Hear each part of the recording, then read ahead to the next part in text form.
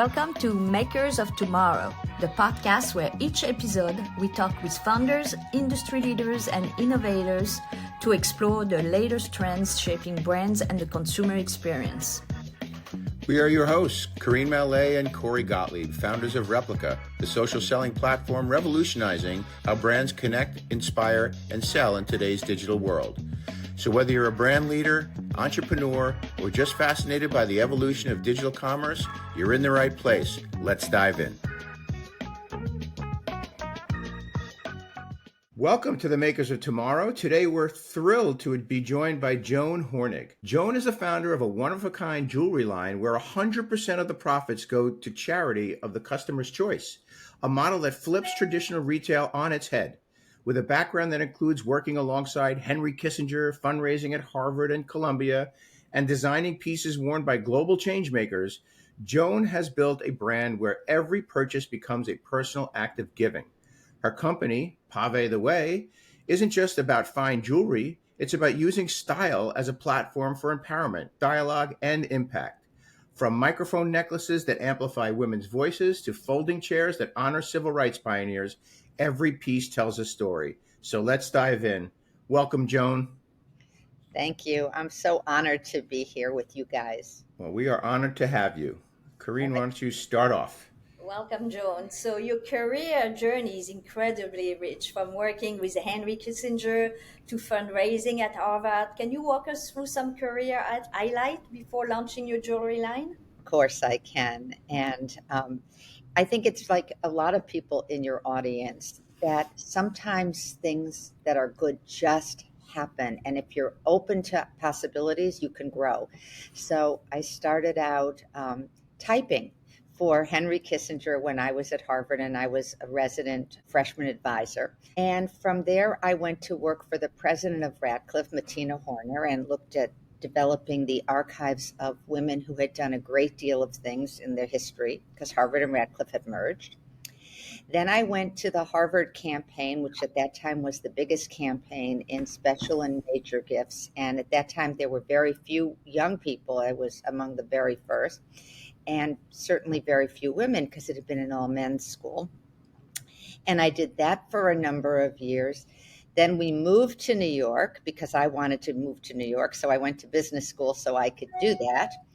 And I did a short stint working on the YMCA program in the summer before I started. And then I was at the school and I was thinking about getting a PhD in conflict management, labor relations, and change when technology comes in.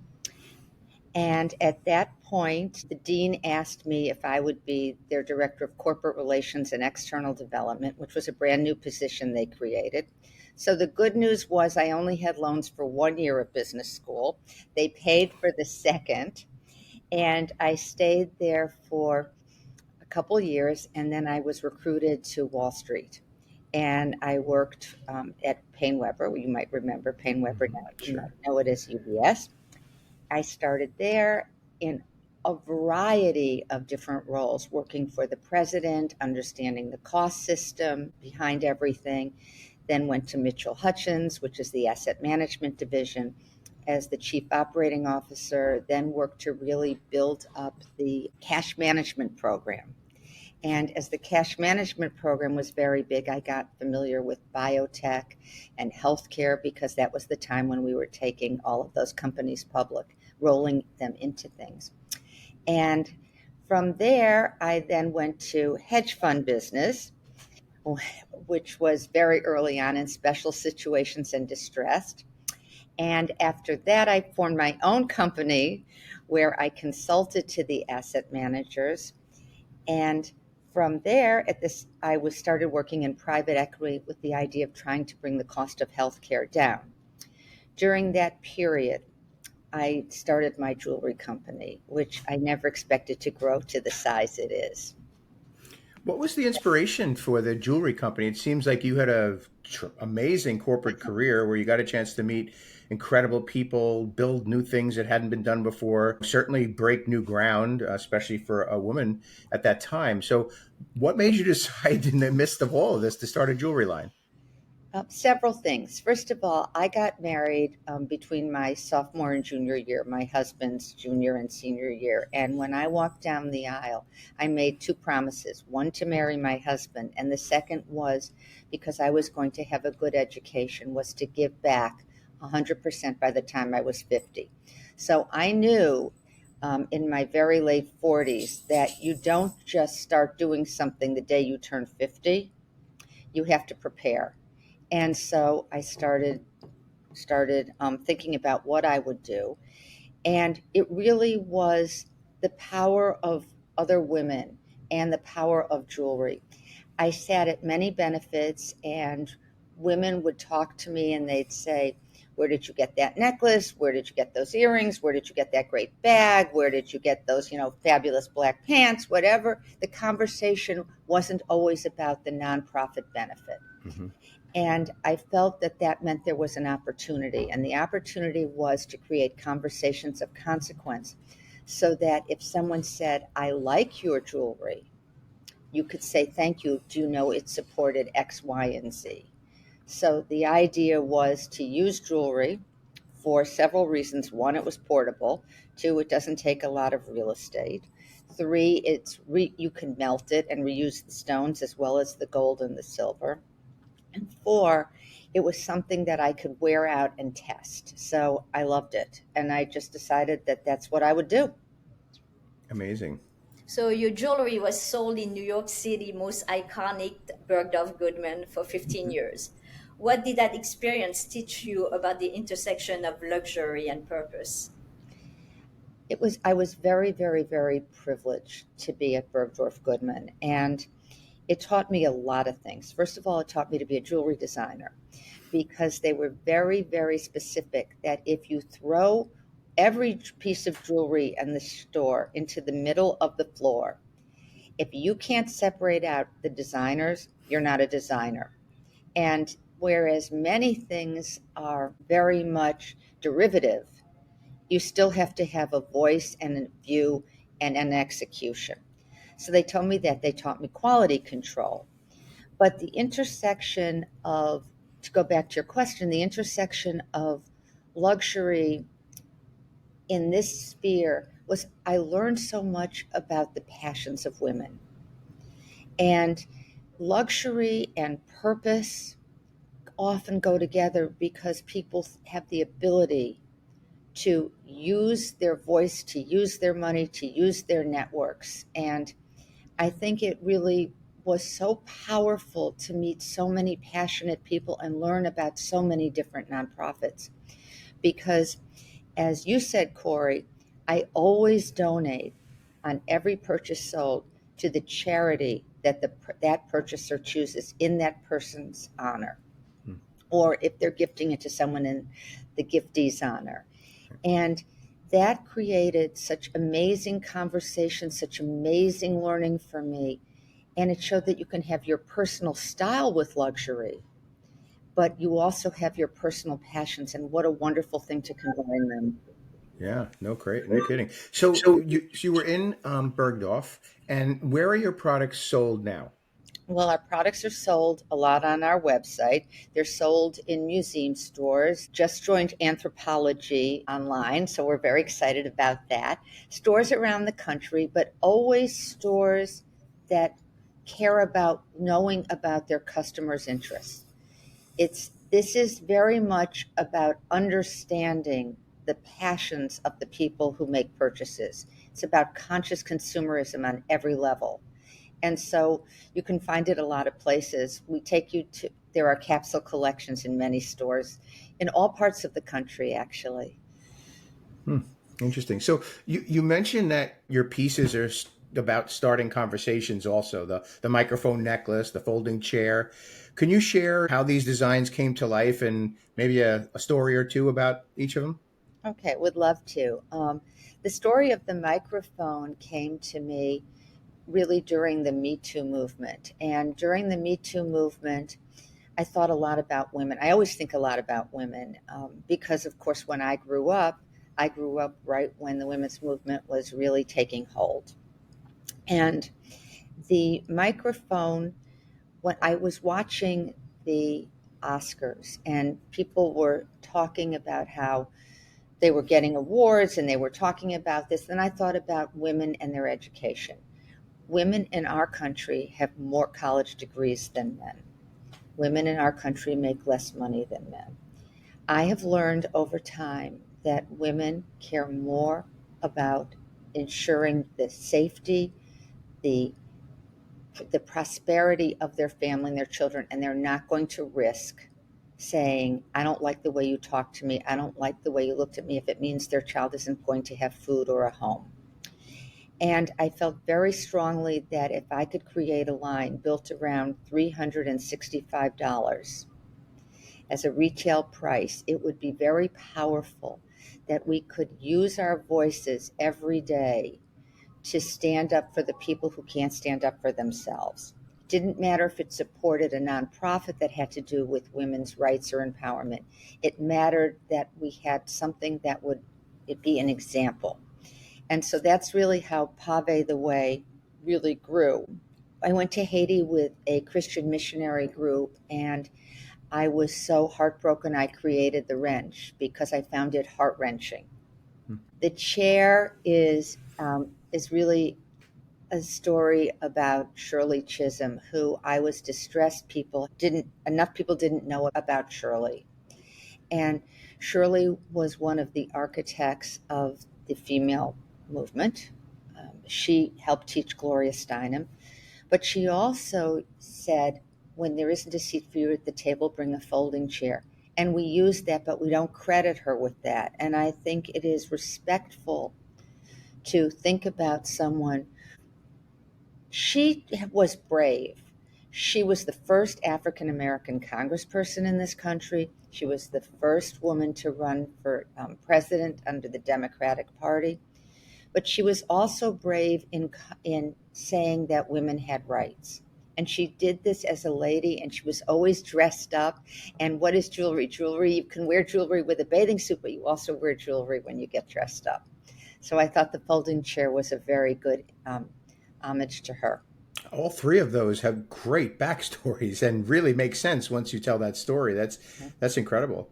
Green? So who is your customers? My customers, my most precious thing in the world. My customers are from the Twix age all the way through the octogenarians. All people are my customers, men and women, because the line is so big in terms of its messaging, in terms of respect for people and the planet, about the idea that you can wear things and layer them and it makes you feel stronger or safer. You can give it as a gift and it makes a difference. And so it's aspirational, it's affordable, it's made with all the sustainable things that matter, and it just tickles people and it gets noticed. And I think that one of the things that we have to always remember is that when we walk out in the street, whatever we're wearing, whatever we say, we are wearing our values. And so if someone says to you, why are you wearing a barbell around your neck? And you can say, because I'm fit to succeed, because I have inner strength. And that's a powerful message. Absolutely. And so I think that people like the messages. And I think that they also find it sort of delightful to see something that's so accurate in terms of what it is in real life, miniaturized to that point, instead of seeing a traditional charm bracelet, which is just jingling. Well, one of the things that I'm finding fascinating already here is that you have really taken potentially complex issues and really culled it down to a piece that speaks very clearly to that issue. So I think that's pretty amazing. You know, a barbell, I would think strength. You've really or the microphone to amplify the voices of people. I think you've really taken some pretty broad issues and really, like I said, made it centralized towards a piece that tells that story. It's amazing. Well, thank you for that compliment. We also, of course, focus on healthy eating. So we have a food for thought, and that's very much about the messaging of us as nurturers, but also as the fact that I think all women sit in the C-suite, which is the chief education officer of their families. And I think that it's very important to have heart healthy items. But we also are a little cheeky, so we use cal and we say calibrated quality. And we have the almonds, which are great superfood, and we say, I'm almighty. And the pomegranate seed, again, to talk about something that is complex in all cultures and all religions, the pomegranate seed really represents femininity. So, or the pomegranate does. So I took out a seed because that's the beginning, because giving grows and messaging grows and storytelling grows as you spread it, and you plant a seed and you harvest it. Yeah. So the inspiration is quite clear, and we really appreciate that. Let's talk about the business for a little bit. I guess the first natural question here is, you are set up as a for-profit entity, but yet you donate 100% of your profits to charities. So give us a little background as, what was the thought behind how you set up the company? The thought really came from the fact that I didn't want to be performative and I wanted a social enterprise company. Those two things. So 25 years is a long time ago to do this. So I was at the very, very beginning of social enterprise, and I didn't want to be marketing for a cause or cause marketing. What I wanted to do was I wanted to get people's attention and I wanted to ask them what they cared about. And I felt that setting it up as a for-profit company would be a much better way to say, I'm going to give 100% of my profit away. I trust you that much. Now trust me. Trust yourself. So I did it that way. And I felt that at the time I thought I could afford it. And the good news is that I've been able to. Mm-hmm. I didn't think it would grow to the size it did, but I'm very pleased and happy with that. And I put no money into marketing or promotion or things like that. And we do it on a shoestring. We still work out of my apartment. I only have one full-time employee, and technology has made a big difference in what we can get accomplished. That in and of itself is incredible, that you're not spending money. I mean, talk about giving 100% of your profits away. You could have very creative accounting with a big office and a large staff and all of these things, but obviously that's not what you're doing there. So that's even more impressive that you've been able to do this for 25 years with essentially you and a little bit more help than that. That's incredible. Where do you make the jewelry? So we make the jewelry in two places. One place, the Pavé the Way line, is made in India, all with repurposed 18 karat gold, sterling silver, ethically sourced diamonds. And I had it all checked because that's critically important. And it's from a company that I met in New York. So they have a New York base. All of the philanthropy is beautiful. The traditional line that was in Bergdorf's, which is very bespoke and more expensive, is made in New York. And again, we use repurposed gold. Everything is ethically sourced.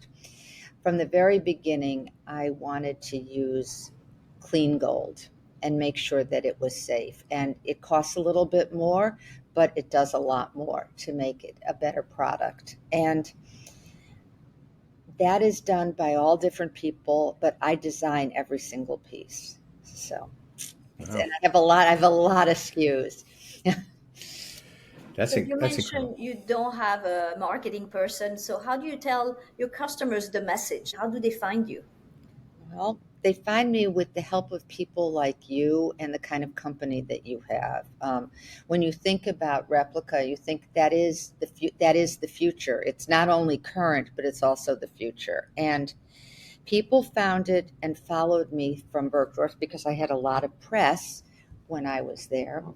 But I think that people are storytellers. They're natural storytellers. And when you get an influencer or you get an affinity group to connect, I think that what you're doing is you're widening the circles and you're creating that Venn diagram where it overlaps. So I think that social media has been important for me. When I was at Bergdorf's, I didn't use it at all. I didn't have an online presence. But one has to adopt and one has to adapt. And I think that this line is not about me. It's about every wearer. It's about every nonprofit that gets supported. So I put on my website all the nonprofits that are chosen. And if it's a local chapter, then the local chapter is highlighted. So there are over 1,000 that I've donated to. I've given away millions of dollars over the year. Sometimes it's in $20 amounts, sometimes it's in $20,000 amounts. But the point of it is, it's always been that way. So it has been authentic. And I think that people really appreciate authenticity. I don't think that is a new young thing. I think that is something that has been around forever. No doubt. I mean, you mentioned you're interested in like community-based selling. So what do you think are the groups you consider empowering to become like ambassadors for? Are they sororities, military families, not-for-profits? Like who are these communities? Okay. I'm looking for, you put your finger on it when you said communities, because I believe that we do operate in communities. So I have had a goal of being able to sell through sororities. Why sororities? Because when you're in a sorority, you are a student, which means you're growing and learning and you're developing some things that you're going to do for the rest of your life. Sororities are not just social. I was not part of one, but they're not just social. What they really are as well is about giving back. It's always about giving back. And what a wonderful thing to join together to work with nonprofits. Sororities are also multi-generational often. A girl will join a sorority that her mother or her grandmother was in, whether or not it was the same college. So I like that it has a base that extends beyond your local campus. I like that it has generally a symbol. I like that it has an affiliation with a not-for-profit. But like jewelry, it's something that's cherished in the family. And so I think that it fits together very well with that. I love the idea of really working with the military. I think that women can sell anything when they want to. And I know from growing up that we had Tupperware parties. I stored my jewelry and stuff in Tupperware, and I still do. Mm-hmm. Okay, because I remember going to the parties. I remember the Avon parties. I went with my mother. My mother had them. And what you find is that people, when they have a voice, when they have something to sell, when they feel personally invested, it's contagious. And so I love affinity groups. Um, I love the idea of influencers who care about this. I love when a nonprofit comes to me and they want to be the ambassadors. It's all open. I'm the agnostic donor, and I am just so happy when somebody comes to me. And I always throw out I always make the ask. I was trained as a fundraiser. I make Mm-hmm. the ask. Who else can you involve? What else can you do? How else can you spread the word? Aside from that, how else do you reach out to try to, mention sororities as an example, military families and so forth. Do you ever proactively reach out to them, or to date it's been reactive? Um, I reach out as much as I can, but I say I'm already going 52% of the way. Mm-hmm. So I get calls. People find me through, I guess, the internet. People find me for people wearing things. I would like to reach out more effectively, more often. We do social media every day, but that's the same person who's also doing everything else with me and for the business. So it doesn't get the attention that it should have. It doesn't get like what example like Replica can do. Mm-hmm. You have the ability. How we've grown organically has been amazing to me. I made a decision never to buy a follower. And so every follower, we do our best to continue to interact with them. We would love to have a podcast like you have, or be affiliated with a podcast so we could always bring something in. Mm-hmm. We work with a magazine called Global Billionaire, someone who I has helped him start a philanthropy business years ago. And so we're always involved in their events, and those circles widen and widen and widen. Our customers come to me, and we try to take lots of pictures and social media when we do events. We do the best we can, but I'm not digitally native Right. at my age. And so I need the help of all of you. So my call to action is all of you listening. you guys on interviewing me, please do what you can and keep this going because it's hard. Well, I think you nailed it on the head. I mean, this podcast is unaffiliated with Replica, but clearly we're the founders of Replica, and we certainly are excited to be able to help you in your efforts moving forward. There's no doubt about that. So, where do you see this company going in the next 3 to 5 years?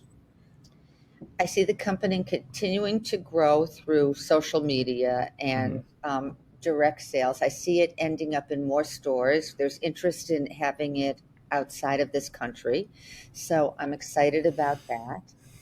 I see it one way, and I have a fantasy mixed in with that. And that is that we bring in more designers, we extend the line, and we help people understand that everyone has something to give. And one of the things that I learned is that artists are among the most generous people on the planet and also the bravest, and also need to have the affirmation that what they've created is someone likes and will pay money for. Because if you think about it, jewelry is like little miniature sculpture.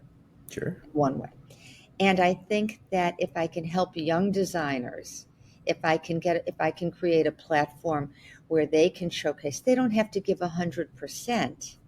That's unimportant. They have to give something because we all have something to give. And the giving is the best part of it. The people that I've met, the nonprofits I've interacted with, the young people, the older people, it just cuts across. The passion is palpable. And I love the idea of people being passionate and kind. That's the I mean, entrepreneurs are obviously very passionate about what they do, but then finding people who resonate with your vision and are passionate about your vision also must make you feel amazing too, right? That you have something that you've created based on what you thought would be the right thing, and then all of a sudden, 25 years later, you continue to grow and find people to add into the network, and it's sounds like it's even accelerating. It seems to be accelerating. We knock on wood. I do have a knock on wood bracelet where we put a hammer on wood bracelet. But it's, I believe that I think that this is what technology has done for us. We can be all over the world. We can take an image. We can take someone speaking about something. We can teach someone in 15 seconds or less about something. We can make fun of ourselves. We can appreciate someone else. It's all available to us.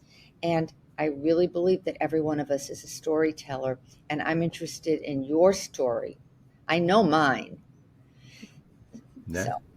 So if your jewelry could whisper one message to the world when worn, what would it say? It would say, know your superpower, which is to give back and to pay it forward. Excellent message. Joan, your journey is a testament to how purpose, creativity, and courage can converge to create something truly transformative. Pavé the Way is more than just a jewelry brand, it's a movement. So whether it's a microphone necklace amplifying unheard voices or a folding chair pendant that nods to history makers, you certainly built a brand that empowers customers to wear what they stand for. To our listeners, if this conversation inspires you, and I can't imagine why it wouldn't, honestly, we invite you to explore the full collection and the powerful stories behind each piece at ptwjewelry.com. So PaveTheWayJewelry.com. PTW. Pave the Way, Pavé the Way. So that should be an easy URL to remember. Joan, thank you so much for joining us today. And remember, every purchase is a chance for Pavé the Way to do some good for somebody else. So again, we really appreciate your time. What a great story from the beginning to what you're doing now.